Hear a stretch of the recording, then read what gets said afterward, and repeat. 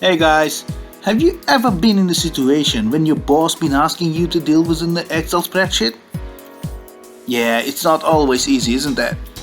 In this tutorial, I'll show you how to transfer the row data from column A to B, C, D, and E in a structured manner. So let's dive in and do it. So you can see the mixed tags on the column A, so we're gonna transfer those tags down to the other columns as per categories. So let's dive in and set up the categories first and then transfer the text. So you can see we set up 4 categories here: ID, product name, category, quantity. So let's go for the next step. On this step, on the first line, we're just copying manually every word under each category.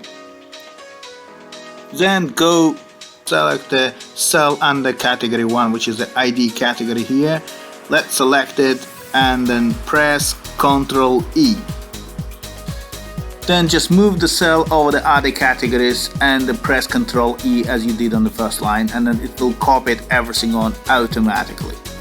Voila! We did it! It's nice and shiny. So imagine if that will be like the long set of data. You can do it in a second and nobody knows this trick. In our last step, we just need to remove the row data we used to have get populate this category. Okay, that's it for today, guys. I hope you liked the tutorial, and if you wish to get that kind of tutorials, don't forget to subscribe and like my video.